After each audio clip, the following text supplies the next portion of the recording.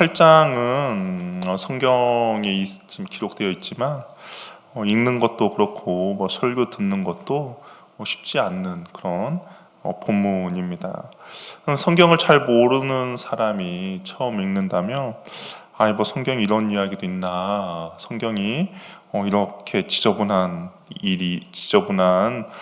책이라는 것을 알고 실망도 할 겁니다. 하나님 또한 성경을 알고 있는 사람도 시아버지와 창녀로 가장한 며느리 불륜으로 자식이 태어나는 이야기는 그렇게 쉽게 받아들일 수 없는 그런 이야기죠. 그리고 또 이 창세기 38장의 문맥도 이상해요.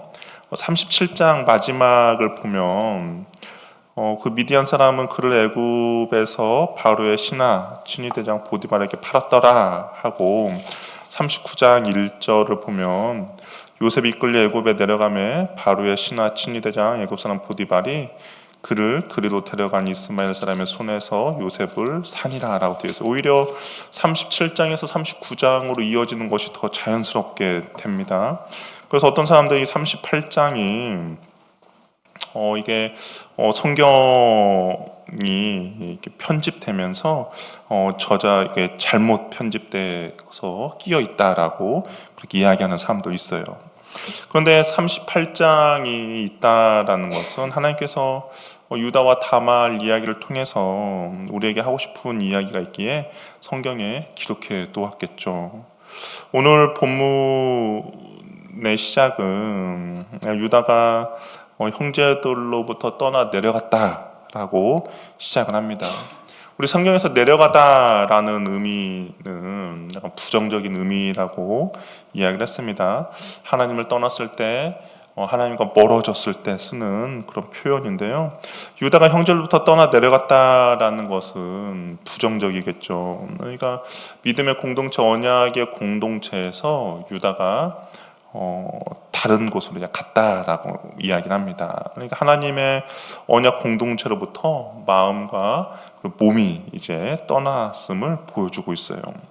그럼 우리는 이제 이런 질문을 한번 해볼 수 있겠죠. 왜 유다가 언약의 공동체, 믿음의 공동체에서 왜 떠났을까라는 추측을 한번 해볼 수가 있겠죠. 아마도 성경에서는 이야기하고 있지 않는데 우리가 37장과 이게 38장을 읽으면서 추측해 볼 수 있는 것은 요셉과 관련이 있지 않을까라고 생각이 듭니다.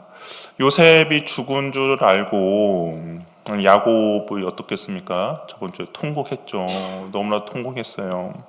그래서 자식들이 이제 야곱을 위로를 해주려고 했습니다. 그럼에도 불구하고 성경 기자는 야곱이 위로가 되지 않았다라고 이야기합니다. 이런 상황 가운데 이제 자식들이 상황이 점점 어렵게 되잖아요. 아버지를 볼수록 자신들의 그 양심이 찔림이 있겠죠. 위로도 되지 않고 낙심하고 절망에 있는 야곱을 볼 때마다 아마 양심이 찔렸을 것입니다. 그러면 상황이 어렵게 될 때 사람들의 비난의 화살을 누구에게 돌릴까요? 누구에게 돌리겠습니까? 좋을 때는 좋지만 상황이 안 좋아지면 비난의 화살을 누구에게 돌릴까요? 당연히 유다에게 돌리겠죠. 왜냐하면 요셉을 그쪽 애굽에다가 판 것은 누구의 제안이었어요? 유다의 제안이었잖아요. 유다가 우리 요셉을 팔자라고 제안했습니다. 자신들도 그 유다의 제안에 동의를 했지만 그것은 이제 좋을 때죠. 그런데 분위기가 안 좋고 그런 아버지 야곱을 볼 때마다 마음이 어려울 때, 그렇다면 비난의 화살을 유다에게 돌리겠죠. 너가 형이 이런 제안을 해서 지금 아버지가 어렵게 됐다라는 거죠. 아마 형제들은 그렇게 어떤 핑계를 댔을 수도 있어요. 어떤 핑계냐면 우리는 그냥 그 우물가에다가 놔두고 겁만 주고, 그리고 요셉을 다시 꺼내려고 했다, 겁만 주고 다시 풀어주려고 했다라고 그렇게 했을 수도 있죠. 근데 형이 팔아 넘기자고 해서 어쩔 수 없이 팔았다라고 책임 전가로 인한 비난으로 인해서 아마 유다가 공동체 안에 함께 있는 것이 싫었든지 아니면 너무 힘들었을 겁니다. 그래서 유다가 그 언약 공동체를, 형제들을 떠나게 돼요. 요셉은 어쩔 수 없이 애굽으로 팔려갔지만 유다는 자발적으로 그 믿음의 공동체에서 떠나 내려간 겁니다. 마음대로 하고 싶었겠죠. 누구의 눈치도 살필 필요도 없습니다. 자신이 하고 싶은 대로 자유롭게 선택을 한 거예요. 하나님 중심의 삶에서 이제 철저히 자기 중심의 삶을 선택을 한 겁니다. 그러면서 유다가 한 친구를 사귀게 돼요. 오늘 그 친구, 가까이 하게 된 친구에 대해서 설명이 되는데 누굽니까? 아둘람 사람 히라라고 이야기해요. 근데 이 히라라는 사람이 오늘 38장에 보면 큰 변곡점들이 한 3개 정도 나오거든요. 근데 그 변곡점마다 히라라는 사람이 등장을 합니다. 유다가 이 가나안 땅에 정착할 때 히라가 등장하고요. 나중에 유다가 다말과의 관계를 맺는 사건 가운데 히라가 등장하고요. 나중에 다말이 가진 그 담보물을 찾으러 갈 때도 히라가 등장을 합니다. 그러니까 유다 옆에서 정말 유다의 모든 것들을 함께하는 그런 동역자라고 할 수가 있는데, 근데 이 히라라는 사람은 가나안 사람, 그러니까 언약 공동체의 사람이 아니기 때문에 그가 생각하는 가치관들, 그가 가지고 있는 모든 것들이 이방 우상을 섬기는 사람들의 가치관과 사람들의 생각이었죠. 그러다 보니까 그것이 유다도 이제 영향을 받게 된 겁니다. 믿음의 형제 대신 이방 사람이 그 자를 대신해요. 그러면서 영향을 받게 되는 거죠. 우리는 누구랑 어울리며 누구랑 대화하느냐에 따라서 우리는 언어와 생각이 변하게 되고 가치관에 영향을 받습니다. 유다가 점점 무너지거든요. 근데 그 무너지는 중심에 바로 히라가 있음을 보게 돼요. 누구랑 가까이 지내느냐가 바로 우리가 하나님과 가까이 되느냐 아니면 하나님과 멀어지느냐를 결정 짓는 거죠. 부정적이며 세상적인 사람과 함께 하면 우리도 나도 모르게 부정적이며 세상적인 가치관을 갖게 됩니다. 나는 아니야 라고 할 수 있겠지만 그러나 가랑비에 옷 젖는 것처럼 나도 모르게 젖어들게 돼요. 유다가 히라의 영향을 받는 것처럼 그렇죠. 그래서 우리는 항상 좋은 사람을 곁에 두고 교제하는 것이 나의 영적의 성숙과 성장에 반드시 필요합니다. 믿음의 좋은 동역자가 여러분 주변에 있기를 바랍니다. 그래서 그 믿음의 동역자로 인하여서 하나님과 더욱더 가까이 되며 그다음에 성경의 가치관으로 여러분들이 영향을 받을 수 있는 은혜가 있기를 바랍니다. 유다는 히라와 가까이 하면서 자연스럽게 어떻게 됩니까? 가난 여자를 아내로 맞이하게 돼요. 그렇죠? 유다는 가난 여자를 그냥 보고 결혼을 합니다. 그러니까 뭔가 어떤 목적이 있어서 한 게 아니라 그냥 보고 동침하게 되는 것이죠. 믿음의 조상들의 아내를 어떻게 얻었는지, 아내를 얻기 위해서 얼마나 많은 노력을 했는지 전혀 고려하지 않았습니다.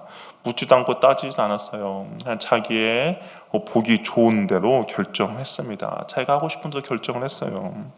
마치 이스마엘과 에서가 그렇게 했던 것처럼 유다도 그냥 육적인 정욕에 끌려서 결혼한 것이죠.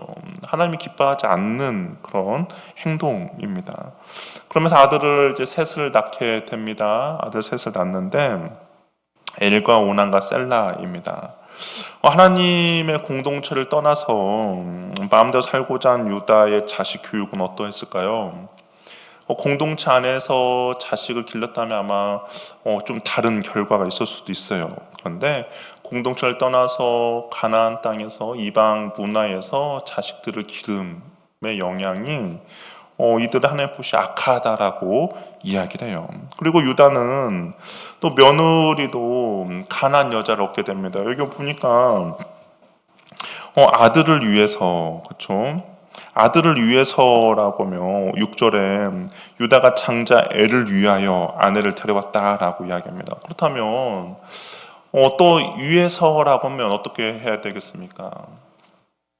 그 믿음의 조상들이 아내 며느리들을 얻는 방법을 통해서 데려와야 하는데 그렇게 하지 않았다는 거예요.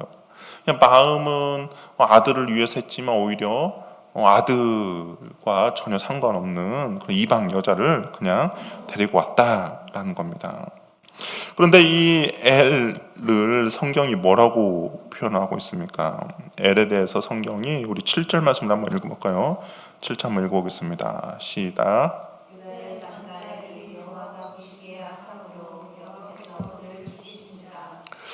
그러니까 이 엘이라는 장자가 어떠냐? 여호와 보시기에 악했다라는 거예요. 그러면서 하나님이 그 엘을 죽이게 됩니다. 이 성경에서 누군가가 하나님이 죽였다라는 표현이 처음으로 등장하는 거예요. 그러니까 얼마나 악했으면 그가 하나님이 그냥 죽이도록 만들었을까요? 근데 이 악하다라는 것이 그냥 어떤 도덕적인 그런 부분도 있지만 여기 이 단어에는 하나님 앞에서의 악함입니다. 그러니까 하나님 앞에서 그냥 사람들의 어떤 비방받는 도덕적 영역뿐만 아니라 하나님 보시기에 악한 행동을 했다라는 거예요. 엘의 삶의 자체가 그냥 하나님을 대적하는 그런 삶을 살았다라는 거죠. 그러니까 아마 추측해 볼 수 있는 것은 이방 땅에서 아마 우상과 벗하며 살아가지 않았을까. 하나님이 싫어하는 일들을 이 엘이라는 사람이 즐겨하지 않았을까라고 생각이 들어요. 얼마나 악했으면 회개할 기회도 주지 않고 하나님께서 바로 죽이셨겠습니까? 이 장남이 죽자 유다는 어떻게 합니까? 둘째 오난을 통해서 대를 잇게 해요. 당시 형이 죽으면 동생이 형수와 관계를 맺음으로 형이 아들을 낳아주게 하는 그런 제도가 있었습니다. 그러니까 한 가문을 유지시켜주기 위한 그 방법이죠. 근데 오난은 자신이 해야 할 의무를 거부합니다. 요난에게 있어서 관심은 아버지 유산에만 관심이 있었어요. 삼형제가 있었습니다. 맏형이 죽었어요. 둘째가 이제 장자가 되잖아요. 둘째가 장자가 되면 이 장자는 유산의 2배를 받습니다. 그러면 오난 입장에서는 가만히 있으면 어떡해요? 아버지 재산의 3분의 2가 자기 거가 되는 거죠. 가만히 있으면 그 아버지가 가지고 있는 재산을 대부분 자신이 차지하게 됩니다. 하지만 오난이 만약에 형수에게 아들을 낳아주게 되면 어떻게 됩니까? 자기의 몫은 줄어드는 거예요. 오난은 그 씨가 자기의 것이 되지 않음을 알고 거부하게 됩니다. 육체의 즐거움을 얻는 데는 동의를 하지만 아들을 낳아 대를 잇게 하는 일에는 악의적인 행동을 한 거예요. 이게 탐심과 이기심으로 가득 찬 오난 하나님께서는 가만히 내버려 두지 않으세요. 여호와 보시기에 악했다라고 합니다. 하나님의 진노를 불러 일으키는 거죠. 유다의 아들들의 하나같이 언약 백성의 모습은 찾아볼 수 없습니다. 유다가 자기 멋대로 공동체를 떠나 생활했던 모습 그대로 자식들도 하나님 앞에서 자기 멋대로 살았던 것을 보게 돼요. 우리는 이런 궁금함이 생길 수도 있죠. 아니, 이 유다의 아들들이 잘못을 했어요. 분명히 하나님 보시기에 악을 행했습니다. 그렇다고 해서 하나님께서 이렇게 바로 죽이시는가? 그렇다면 앞에 과연 다른 사람들은 이런 잘못을 저지르지 않았나? 라고 우리가 한번 생각해 볼 수 있겠죠. 근데 가만히 보면 다른 사람들도 이런 잘못을 저질렀거든요. 그렇죠. 루벤 같은 경우는 그 아버지의 그 비다와 같이 그런 관계도 맺었고, 또한 이 야곱의 그 가족들 안에서 우상 숭배를 하는 사람도 있었거든요. 그런데 그들은 하나님께서 바로 죽이진 않았어요. 하지만 유다는 바로 죽였거든요. 우리가 이걸 보면서 우리가 생각해 볼 것은 하나님의 그 언약 공동체 안에 있다라는 것이 얼마나 복인지를 우리는 한번 보게 되는 것이죠. 분명히 같은 잘못을 저질렀음에도 불구하고 하나님의 그 언약 공동체 안에 있을 때는 하나님의 은혜가 그나마 그들에게 있다라는 겁니다. 그런데 그 언약 공동체를 벗어난 사람에게는 그 일말의 하나님의 은혜가 전혀 보이지 않는다는 것이죠. 우리가 신앙생활하면서 조심해야 되고 유념해야 할 건 바로 이 부분입니다. 우리가 지금은 하나님의 언약 공동체 안에 있어요. 우리가 흔히 말해서 교회를 떠나지 않죠. 이 하나님의 언약 안에 있다는 것은 그나마 하나님의 은혜의 그런 끝물이라도 조금이라도 우리가 은혜 안에 머물러 있다라는 겁니다. 내가 비록 악을 행하더라도 하나님이 공동체 안에 있는 사람들에게는 하나님의 은혜 안에 있어요. 그러나 우리가 이 공동체를 벗어나서 유다처럼 생활한다면 일말에 하나님의 은혜가 전혀 적용되지 않는다라는 것이죠. 그렇기 때문에 우리는 무슨 일이 있더라도 은혜의 공동체 안에 머물러 있는 것이 중요하다라는 겁니다. 나의 어떤 상황과 나의 환경이 어떠해서 어쩔 수 없이 떠난다라는 것이 아니라 그럼에도 불구하고 붙어 있는 것이 하나님의 은혜를 조금이나마 우리가 누릴 수 있는 것이죠. 분명히 동일한 잘못을 했음에도 불구하고 유다의 자녀들은 하나님께서 그냥 회개할 기회도 주지 않아요. 그러나 야곱의 그 언약의 울타리 안에 있었던 사람들은 분명히 잘못했죠. 요셉을 판 것도 잘못한 거 아닙니까? 그리고 여러 가지 우상 숭배도 잘못한 거 아닙니까? 그럼에도 불구하고 하나님이 은혜를 베풀어 주신 것이죠. 첫째도 죽고 둘째도 죽었습니다. 유다 마음에 그렇다면 어떤 생각이 들까요? 며느리 잘못 들어왔다라는 생각이 들겠죠. 우리도 뭐 드라마 같은 거 보면 그렇지 않습니까? 며느리가 들어와서 막 집안이 무너지고 그러면 시어머니들이 하는 말이 있죠.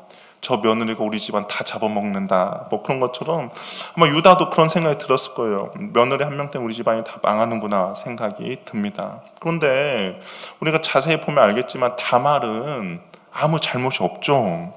아들들의 잘못이었어요. 근데 유다는 아들들의 잘못은 생각하지 않고 며느리 잘못이라고 생각이 합니다.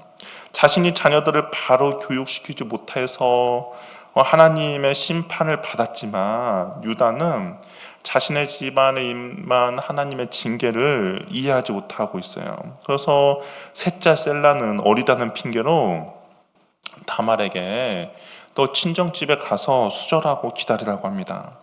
그러면서 솔직히 말하면 유다는 셀라가 또한 죽을 것 같아서 그렇게 이야기했다는 거죠. 그러니까 다말에게 줄 마음이 없어요. 왜 그러냐면 또 혹시 주다가 이 셋째 셀라까지도 죽을 수 있기 때문에 그러면서 그냥 친정집에 가 있으라고 이야기합니다. 얼마 후에 유다의 아내가 죽게 돼요. 그러자 그의 친구 히다와 함께 딥나로 올라와서 양털 깎는 축제에 참여하게 됩니다. 다말은 이런 상황 가운데 자신이 살 방법을 찾게 돼요. 우리의 상식으로는 좀 이해가 되지 않는 행동을 합니다. 다말은 가나안 여자였어요. 가나안은 성적으로 자유분방합니다.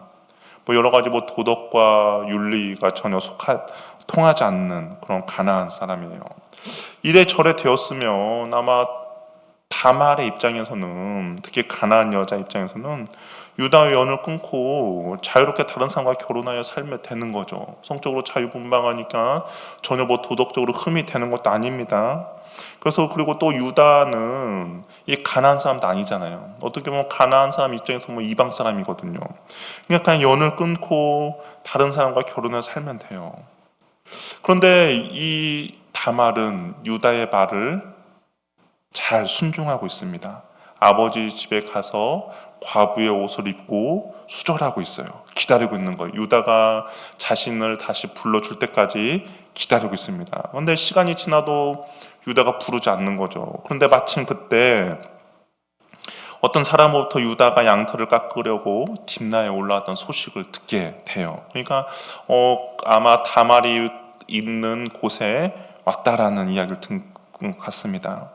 기다려도 유다로부터 아무 소식이 없었던 찰나 딥나에 올라왔다는 소식을 듣자 다말이 어떡합니까? 과부의 옷을 벗어버려요. 그리고 창녀의 옷으로 단장을 합니다. 근데 여기서 창녀라는 것이 우리는 그냥 창녀라고 되어 있지만 이 원어로는 신전을 지키는 창녀라는 의미가 있어요. 다말은 유다가 약속을 지킬 때까지 과부의 옷을 입고 기다리고 있었는데 아무런 소식이 없자 이를 꾸미기 시작한 겁니다. 신전 창녀의 모습으로 단정을 한 거예요. 왜 신전 창녀의 모습으로 단정을 했느냐? 당시에 이게 양털을 깎는 축제라고 지금 말하고 있잖아요. 당시에 양털을 깎는 축제가 있으면 이 사람들이 양털을 깎기 전에 그냥 술을 먹고 흥청망청 지내고 또한 그 풍년을 기원을 하는 그런 제사들을 지냅니다. 그럼 당연히 가나안의 그 문화에 있어서 제사를 지낸다는 것은 신전 창녀들 간의 관계를 맺는 풍습이 있었죠. 다말이 신전 입구에서 앉아 있어요. 그 유다는 그녀가 당연히 신전 창녀라고 생각을 했습니다. 하나님의 백성임에도 불구하고 유다는 신전 창녀와 관계를 맺음으로 풍년을 기원한 거예요. 그러니까 하나님의 언약 백성으로서 지금 유다가 완전히 멀리 가고 있다는 것을 완전히 멀리 떨어져 있는 것을 보게 됩니다. 다말은 자신과 관계를 원하는 유다에게 무엇을 줄 거냐라고 이야기합니다. 그랬더니 유다가 염소 새끼를 준다라고 이야기해요. 내가 지금 양털을 깎으러 왔으니까 염소 새끼를 주겠다라고 이야기합니다. 그랬더니 다말이 담보물을 달라고 해요. 왜냐하면 또 마음이 변할 수도 있고 또 다말이 생각을 했겠죠. 그러면서 이제 담보물을 달라고 합니다. 무엇을 줄까라고 하면 도장과 끈과 지팡이를 달라고 합니다. 이 도장과 끈은 신분과 권위를 나타내는 표시였고 지팡이에는 그 지팡이의 주인의 이름이 적혀 있어요. 그러니까 이걸 가지고 있으면 이게 누구 것인지를 확실히 아는 거죠. 유다는 그것을 이제 다말에게 넘겨주고 관계를 맺습니다. 그런데 성경에서는 다말이 임신했다라고 이야기를 해요. 이를 다 바친 후에 다말이 어떡합니까? 다시 집으로 돌아와서 창녀의 옷을 벗어버리고 과부의 옷을 도로 입게 돼요. 그 유다는 친구 히라를 통해서 염소 새끼를 보냅니다. 그리고 담보물을 좀 찾아와 달라고 했겠죠. 근데 히라가 거기서 이제 다말을 찾아요. 사람들에게 신전 창녀가 있냐, 어디 있느냐라고 물어보는데 동네 사람들이 요는 신전 창녀가 없다라고 이야기를 해요. 쉽게 찾을 수 없게 되자 찾는 일을 그만둡니다. 근데 그만둔 이유가 뭐냐? 우리 23절 한번 읽어볼까요?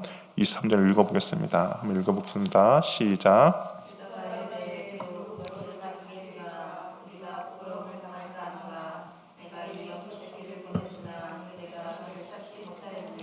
유다가 관둔 이유는 다른 것이 아니라 부끄러움을 당할까봐 두려웠다라고 이야기합니다. 왜 부끄러움을 당할까봐 두려웠을까요? 가나안 사람이라면 전혀 상관이 없었을 거예요.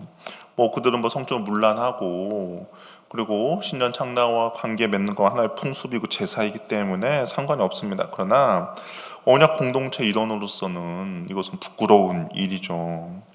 아내가 죽자 육체적인 만족을 위해 창녀와 관계를 맺었다라는 것이 사람에게 알려질까봐 두려웠습니다. 그러니까 일말의 양심, 언약 백성으로서의 일말의 양심이 있었지만 그러나 자신의 죄를 숨기고 이 체면을 지키려고 한 것이죠. 난 이 시간이 한 석 달 정도 지났습니다. 유다는 까맣게 이 사건 잊어버리고 있었겠죠. 근데 유다에게 한 소식이 들리게 돼요. 어떤 소식이냐? 며느리가 이 창녀짓을 해서 임신했다는 소식을 듣게 됩니다. 이 소식에 유다가 분을 내죠. 그러면서 다말을 불사르라고 합니다. 유다 입장에서는 솔직히 셀라를 주고자 하는 마음이 없었어요. 그럼에도 불구하고 다말이 그렇게 임신했다는 것이 분이 나는 거죠. 유다 입장에서는 수절을 하며 다말에게 기다리라는 말을 했는데 아직은 자신의 그 권위 아래 다말이 있다라고 생각하기에 이런 명령을 내린 것이죠. 그러자 다말이 끌려가면서 이 물건의 임자로 인해서 내가 임신했음을 시아버지에게 좀 이야기 좀 해달라고 이야기합니다. 도장하고 끈하고 지팡이였죠. 근데 그것을 이제 유다에게 갖다 주니까 유다는 자신의 물건임을 알게 되죠. 그러면서 유다가 한마디 합니다. 그가 우리 26절 말씀을 한번 읽어볼까요? 26절 읽어보겠습니다. 시작.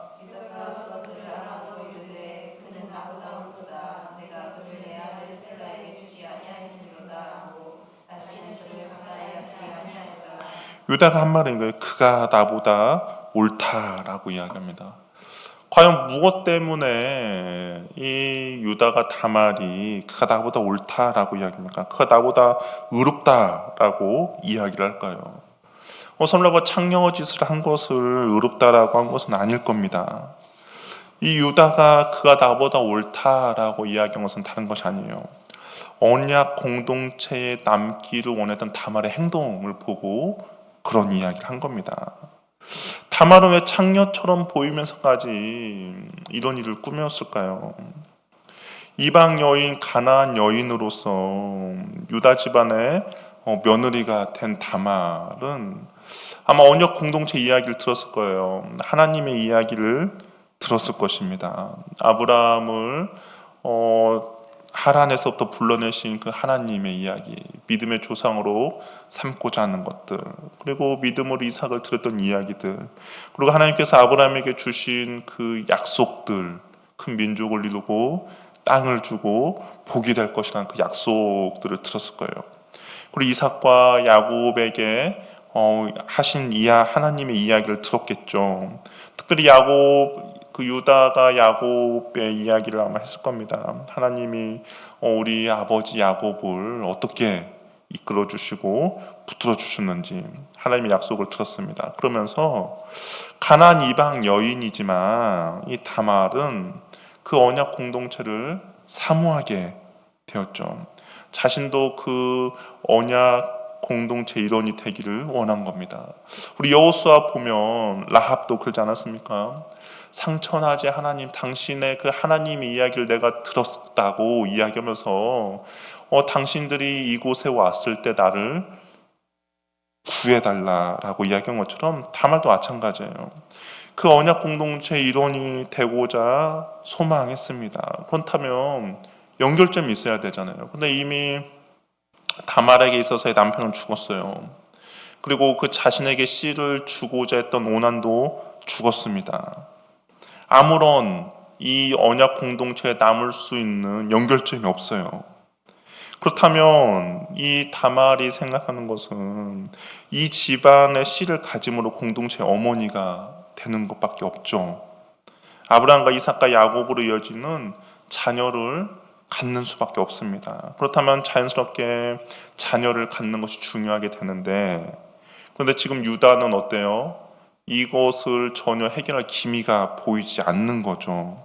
그래서 다말은 수치를 무릅쓰고 위험을 무릅쓰고라도 그 언약 공동체의 씨를 얻고자 한 것입니다. 우리가 보기에는 부도덕하고 있어서는 안 될 일이지만 다말에게 있어서 언약 공동체 일원이 될 수만 있다면 어떤 수치와 조롱도 감당하기로 결정한 거예요. 얼마나 수치스럽고 얼마나 조롱스럽고 사람들에게 평생 얼마나 손가락질을 당하겠습니까? 그럼에도 불구하고 그 공동체 일원이 되고자 하는 열망과 염원이 있었던 것이죠. 유다가 그녀가 나보다 옳다라는 것은 자신은 소중하게 생각하지도 않았어요. 이 언약 공동체에서 유다는 소중하게 생각하지도 않고 간과하고 있던 것을 이방 여자 다말이 자신의 목숨처럼 지키고자 한 것임을 유다가 인정해 준 것이죠. 그런데 이 유다는 이 사건 이후로 완전히 다른 사람이 됩니다. 훗날 기근 중에 베냐민을 요셉이 데려오라고 합니다.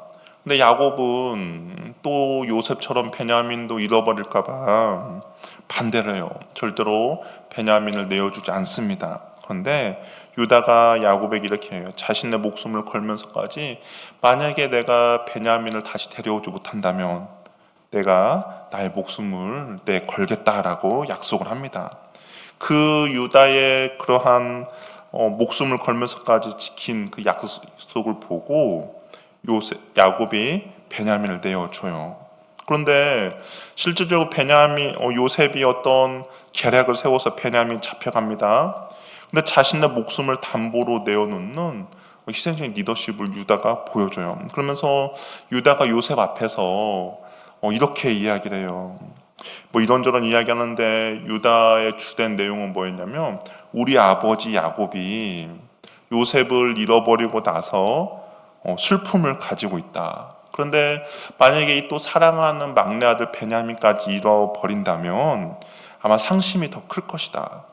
난 아버지의 그 상심, 아픔을 내가 곁에서 어떻게 도와줄 수도 없고, 그렇기 때문에 그래도 차라리 베냐민 대신에 내가 포로로 남겠다. 내가 종이 될 것이다. 그리고 대신에 베냐민은 좀 보내달라. 우리 아버지를 봐서라도 좀 보내달라고 간청을 합니다. 다말의 사건을 인하여서 유다는 하나님 앞에 언약 공동체의 백성으로서 다시 돌아오게 돼요. 하나님은 다말을 정죄하지 않습니다. 오히려 하나님께서 이 다말을 통해서 더 큰 일을 행하시는데 예수님 탄생의 위대한 일을 이루시죠. 마태복음 1장의 족보를 보면 베레스를 통해서 다윗을 낳게 되고, 그리고 이 다윗은 결국 예수님을 낳게 되는 것이죠. 이 베레스가 누구냐? 다말이 낳은 쌍둥이 중에 한 명이라는 것이죠. 다말은 사생 결단하고 하나님의 약속을 붙잡고자 했습니다. 온갖 부끄러움과 멸시를 무릅쓰고 약속의 씨를 얻어내요. 그래야 이스라엘 중에서 가장 복받은 여자 중에 한 명이 됩니다. 창세기 38장은 우리에게 불편한 이야기가 아니에요. 우리 인생에서도 38장과 같은 장면이 있을 수 있습니다. 남에게 들려주기 부끄러운 이야기, 남들에게 들키고 싶지 않는 과거, 실패와 상처의 역사가 있죠. 그러나 하나님은 자신의 잘못을 깨닫고 회개한 그곳에서 하나님의 새로운 역사를 이루어 가신다는 것이죠. 유다의 위대함은 죄를 짓지 않는 데 있는 것이 아니라 그가 나보다 옳다라고 인정한 회개함에 있습니다. 회개는 언제나 내가 틀렸습니다 에서 시작이 되는 것이죠. 그리고 이 고백 가운데 하나님의 새로운 역사가 시작이 되는 것이죠. 우리가 다말의 모습은 세상의 눈으로 보기에는 도저히 이해할 수 없는 무모한 모험이었고, 도덕의 잣대로는 비난할 수밖에 없는 그런 상황이었습니다. 정말 수치와 조롱의 사건이죠. 그러나 그녀는 기꺼이 창녀라는 낙인을 감수하면서까지 그녀가 바라고 원했던 것은 언약 백성의 공동체가 되는 거였어요. 언약 백성이 되기를 선택한 겁니다. 훗날 사도 바울이 이렇게 이야기하죠. 십자가에 못 박힌 예수 그리스도가 유대인에게는 거리끼는 것이고 이방인에게는 미련한 것이지만 믿는 자에게는 하나님의 능력과 지혜다라고 이야기합니다. 다말의 그 수치와 조롱의 골짜기를 통과함으로써 메시아의 계보를 있게 합니다. 오늘날 우리가 그리스도인이 된다는 것, 그리스도인으로 산다는 것은 어찌 보면 이 다말과 같은 삶을 사는 거예요. 때로는 세상의 비웃음과 조롱이 있겠죠.